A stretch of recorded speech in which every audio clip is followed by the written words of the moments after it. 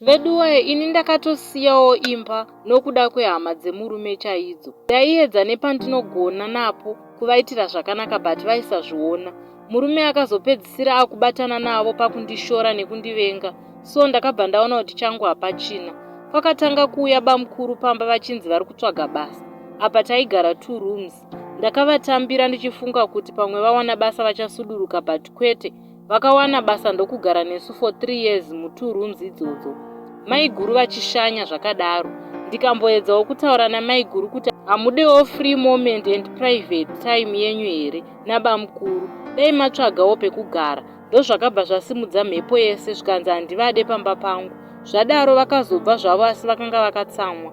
Kwakazouya bamudiki same vainzi vari kuya kuzotora license vodzokera, but vakaita 5 years ndichigara navo. Apa vachitounza vasikana pamba, no buying anything, chero chingwa zvacho ndindaitenga. Ndaiti ndichibvawo kubasa chero kusuka vaisaita, ndaiwana mandiro nezvese zvandasiya zvakaita zvakadaro.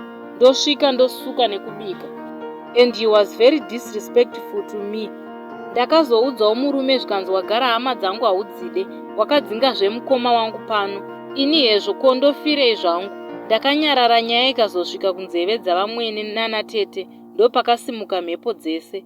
And they ganged up against me, vakati vagara vazviona kuti handide hama dzemurume. Vakabheja kuti handaizopagara pamwana wavo, and that's what happened. Ndakarongedza and took my kids ndikabva ipapo. Pakadai ndinganzi ndakanganisawo here naye hama dzangu.